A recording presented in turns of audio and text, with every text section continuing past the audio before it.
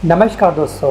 एक वक्त था जब लड़ाइयाँ बॉर्डर पर बंदूकों के साथ लड़ी जाती थी, लेकिन आज का समय हो चुका है टेक्नोलॉजी का। मतलब कि अब ज़माना टेक्नोलॉजी का आ चुका है और जंग का मैदान पूरी तरह से तब्दील हो चुका है सोशल मीडिया प्लेटफॉर्म की सरजमी के रूप में। जी हाँ, अब इंस्टा, यूट्यूब, ट्विटर, इन सभी के कमेंट बॉक्स हार जीत का फैसला करते हैं।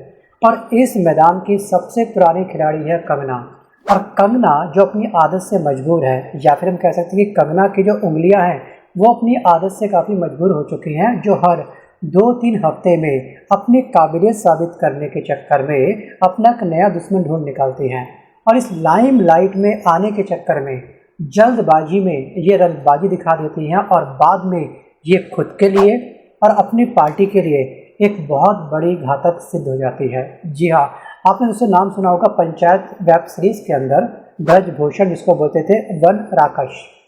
वो गांव में दोस्तों वास्तव में एक पनौती था, चाहता कुछ था होता कुछ था। जी हाँ, अपने आप को सबसे अधिक ओवर स्मार्ट समझता था और ओवर स्मार्ट के चक्कर में उसकी खुद की लंका लग जाती थी। हम कह सकते हैं उसकी खुद की ही किरकिरी होती थी पूरे गाँव के अंदर।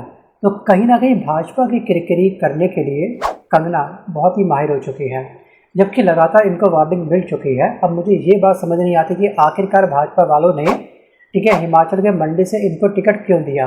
इनमें ऐसा आखिरकार क्या काबिलियत देखी भाजपा वालों ने। और सबसे बड़ी बात यह है कि मंडी की जनता ने इनमें ऐसा क्या देख लिया कि ये देश का विकास करेंगी। इनको एक्सपीरियंस है राजनीति का, राम जाने।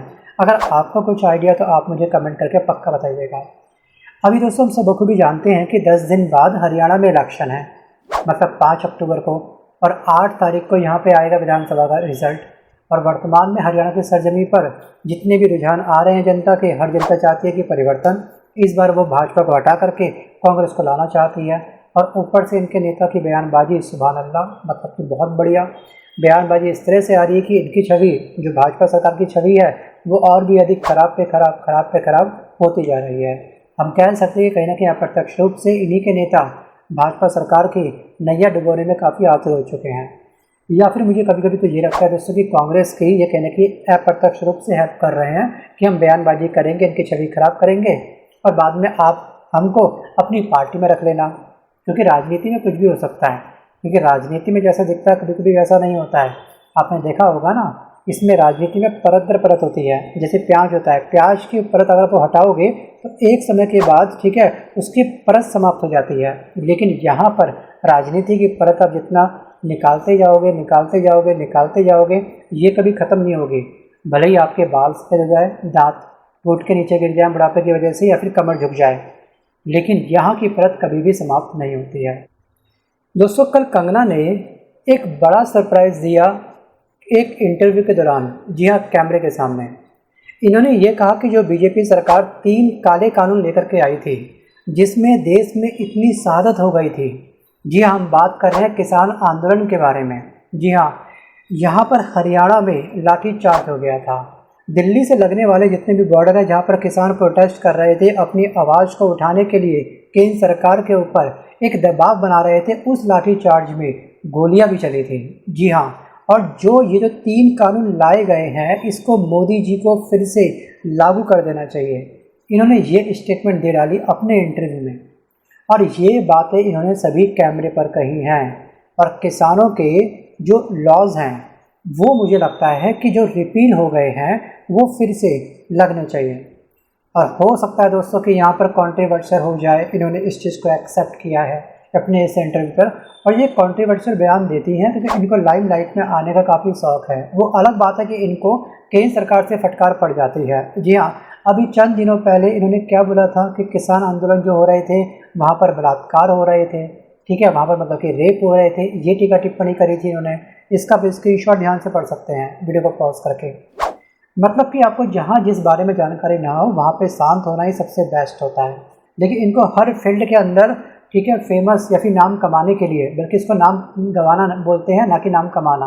अपना नाम आप लोग गवाओ, अपनी मट्टी पलीत करो अपनी छवि की, लेकिन आप कहीं ना कहीं आप किसी न किसी पार्टी के साथ एसोसिएट हो। कम से कम उनकी मेहनत का थोड़ा तो आपको कदर होनी चाहिए। जी हाँ, आपको जो टिकट मिली है ना, वो आपको ना बस भगवान मेहरबान हुआ है, और कुछ शायद हो सकता है कि नेता आपके ऊपर मेहरबान हुए हैं ज़रूरत से ज़्यादा, इसलिए आपको टिकट मिल गई। क्योंकि ना तो इनको राजनीति की समझ है इतनी खास और ना ही इनको अपने फील्ड की समझ है, मतलब कि फिल्म जगत की। वहाँ दाल लाग गई तो ठीक है, दाल गलाने के लिए अपनी हंडिया ले करके दूसरी तरफ पहुँच गए, क्या पता यहाँ दाल गल जाए। और इस समय दोनों तरफ इनकी फजर अच्छे से हो चुकी है। और मैं आपको दोस्तों बता दूं कि ये जो किसान आंदोलन था 378 डेज से चला था। 378 दिन तक लगातार सभी किसान सड़कों पर थे। इन तीनों कानूनों को केंद्र सरकार को बोल रहे थे कि वापस लो वापस लो वापस लो, लेकिन केंद्र सरकार के कानों में जून तक नहीं रहेंगी। सोचिए, 1 साल से अधिक समय तक इन सभी किसानों ने, ठीक है, सड़ी गर्मी सही थी, कड़ाके की ठंड सही थी, मूसलाधार बारिश हुई थी, वो सहा था। क्योंकि 1 साल में हम लोग सारे फेस देख लेते हैं, लेकिन ये लोग टस से मस नहीं हुए। जी हाँ। और फिर कहते थे कुछ लोग कि वहाँ तो बिरयानी पक रही थी, वहाँ तो किसान एंजॉय कर रहे थे। अरे किसानों को शरीर की अहमियत है, इस शरीर से उनको काम लेना है। अगर आंदोलन के चक्कर में अगर लोग अपने शरीर का नाश कर देंगे, ठीक है, अपने शरीर को खराब कर देंगे, तो उनके जो खेत होंगे उनके बाद में उसकी देखरेख कौन करेगा। जो ये लोग बोलते हैं ना कि बिरयानी खा रहे थे, वो इंसान होते हैं जो केवल सोशल मीडिया पर 24 घंटे चिपके रहते हैं और एज होने से पहले ही या तो उनको कभी शुगर हो जाता है, थायराइड हो जाता है, या फिर वो मोटापे के शिकार हो जाते हैं, या फिर कुछ और। उनको नहीं मालूम कि इस बॉडी की क्या वैल्यू होती है। जी हाँ, ये हमारा शरीर अगर हमारे साथ में है तो हम इसके साथ हम लोग अच्छा बहुत कुछ कर सकते हैं अपने फ्यूचर को लेकर के। लेकिन यहाँ पे इनको लेकर के बिरयानी बन रही है, इनकी छवि वैसे खराब की गई। और जहाँ तक मुझको लगता है कि जो इनका कथन था ना, बिल्कुल गलत था। और किसान दोस्तों कई ज़्यादा 700 से ज़्यादा किसान यहाँ पर शहीद हुए थे। सोचिए, शहीद मतलब कि इस प्रोटेस्ट में अपनी जान गंवा बैठे थे। परिवार वालों ने अपनों को खोया है इस आंदोलन के टाइम पर। और जिस काले कानून को ये वापस लाने की उम्मीद जता रही हैं, उसको लेकर के राहुल गांधी ने साफ साफ बोला है कि ये कानून तो वापस नहीं आएगा। जी हाँ, और कांग्रेस इन सभी किसानों के साथ साथ खड़ी है। और एक्चुअली दोस्तों यहाँ पर किसानों से वो के सामने ये तीनों कानून वापस ले लिए गए, लेकिन एमएसपी के नाम पे क्या थमाया गया, ये जुमला। प्रति क्विंटल के हिसाब से जो रेट बढ़ा करके नई एमएसपी लाए गए थे, उससे होता क्या है, ये भी आपको विचार करना चाहिए एक बार। और रही सही कसर दोस्तों, कल कंगना के अलावा एक पर्सनैलिटी और है जिन्होंने बीजेपी की काफ़ी अच्छे तरीके से किरकिरी कर दी है। छवि वैसे ही खराब थी और उस छवि पर जी हाँ 4 पे चांद लगा दिए, मतलब 4 चांद लगा दिए। ये है नायब सैनी। इन्होंने ये बोला कि जिसके पैरों में सालों तक नाल ठोकी गई हो, जी हाँ, उनसे लोहे का स्वाद नहीं पूछते हैं। इनकी अब ये टीका टिप्पणी थी, और ये टीका टिप्पणी इन्होंने करी है किसके लिए, भूपेंद्र हुड्डा के लिए, जो कांग्रेस के अध्यक्ष हैं वर्तमान में। और भूपेंद्र हुड्डा इनसे एज में काफ़ी ज़्यादा भी हैं और राजनीति की इनको समझ या फिर कह सकते हैं एक्सपीरियंस इनके पास काफ़ी अधिक है। कम से कम उसी नाते ही आपको शब्दों की अपनी मर्यादा को रखना चाहिए था। और कहीं ना कहीं यहाँ पे चुनाव आयोग को लेकर के भी बहुत बड़ा सवाल खड़ा होता है कि कोई भी नेता किसी को लेकर कुछ भी बोल जाता है। जैसा आपको मालूम होगा, तरविंदर सिंह के बारे में कांग्रेस के नेता ने साफ साफ ये बोला था कि राहुल गांधी बाज आजा वरना तेरा हाल तेरी दादी के समान होगा। ये ओपन धमकी दी थी राहुल गांधी को। क्या इनके ऊपर चुनाव आयोग का एक्शन नहीं करना चाहिए था। और कुछ समय पहले शिवसेना एमएलए संजय गोयकवाड़ ने क्या अनाउंस किया था, जो राहुल गांधी की जीप काट के लाके उनको देगा वो उसे 11 लाख रुपए का इनाम देंगे। ये हो चुका राजनीति का स्तर। और इस तरह के नेताओं को कम से कम चुनाव आयोग ने 2 साल के लिए, 5 साल के लिए, 20 साल के लिए ब्लैक लिस्ट करना चाहिए था। लेकिन चुनाव आयोग कहीं ना कहीं चुप्पी साधे बैठी हुई है। कहीं ना कहीं दोस्तों दाल में काला तो है। तो गाइस, इस पर आपका क्या विचार है, आप चाहो तो मुझे कमेंट करके बता सकते हो कि ऐसे नेताओं को ब्लैक लिस्ट करना चाहिए या फिर नहीं, या फिर इतना तो चलता है, ये तो आटे में नमक है, सब चलाते हैं, सब बोलते हैं, लेकिन शब्दों की मर्यादा को कोई भी पार्टी का नेता क्यों ना हो उसको ध्यान में रखना है। दोस्तों इस स्क्रीनशॉट को आप ध्यान से देखिए, जिसमें कंगना साफ साफ बोल रही हैं दे आर नॉट फार्मर। जी हाँ, दे आर टेररिस्ट और who are trying to divide India, मतलब कि जो इंडिया को डिवाइड करने का काम कर रहे हैं ये वो टेररिस्ट हैं। और इतना बड़ा बयान इन्होंने दिया था उस समय जिस समय आंदोलन चल रहा था किसानों का। इनको उस समय क्या है, लाइमलाइट में आना था, कुछ क्रेजी करना था, कुछ तूफानी करना था, तो चलिए ये कर डाला। और उसके बाद से कुछ लोग इतने भरे पड़े हैं ना, जी हाँ, वो बिल्कुल आतुर है इनको एक नहीं बल्कि 10 से ज़्यादा रसीद करने के लिए। आपको याद होगा कुलविंदर सिंह के बारे में, कुलविंदर कौर के गुस्से को देखते हुए ये साफ झलक रहा था हम सभी को कि वे किसान आंदोलन को लेकर के दिए गए कंगना रनौत के पुराने बयान से बेहद नाखुश थे। कौर ने ये कहा कि इसने बोला था, मतलब कंगना ने ये बोला था कि किसान आंदोलन में 100 रुपये में महिलाएं बैठती हैं, मतलब महिलाएं बैठती थी, और वहाँ मेरी माँ भी थी। सोचिए कि 4 साल पुराने बयान को भी सीआईएसएफ की महिला जवान कुलविंदर कौर नहीं भूल पाई है। और इस बयान के खिलाफ अपने दिल में गुस्सा और गुबार पाले बैठी है। जी हाँ, जब मौका मिलेगा ये गुबार फूट जाएगा।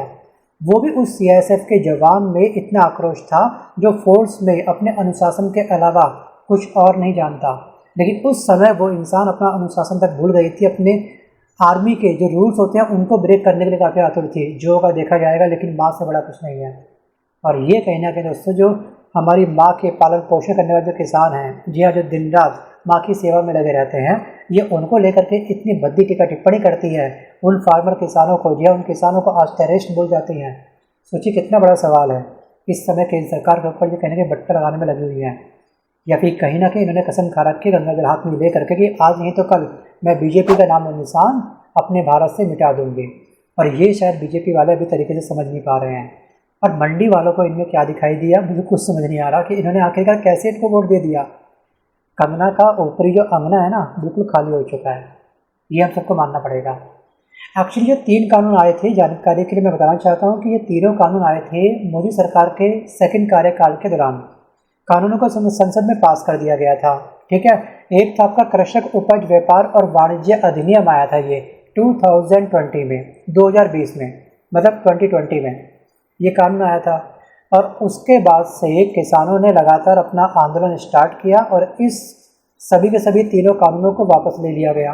अब यही कानून वापस से आती हैं। वैसे इनके कहने से कुछ होने वाला नहीं है, इनके खुद भी जो पार्टी वाले हैं इस कान से सुनते हैं, इस कान से निकाल देते हैं, ठीक है। लेकिन कहीं ना कहीं इसका एक नेगेटिव इम्पैक्ट आता है जो आने वाला है हरियाणा के चुनाव के अंदर, जो होने वाले हैं 5 अक्टूबर को। सो गाइस, इस वीडियो में मैं बस केवल यहीं पे करता हूँ इस वीडियो का समाप्त, राइट। और अब आप मुझे कमेंट करके बस इतना बताइए कि आखिरकार कि कंगना के ऊपर केंद्र सरकार को एक्शन लेना चाहिए, या फिर कंगना के ऊपर हमारे चुनाव आयोग को एक्शन लेना चाहिए, या फिर कंगना के ऊपर, जी हाँ, कुलविंदर कौर जैसे, जी हाँ, आम इंसान को एक्शन लेना चाहिए।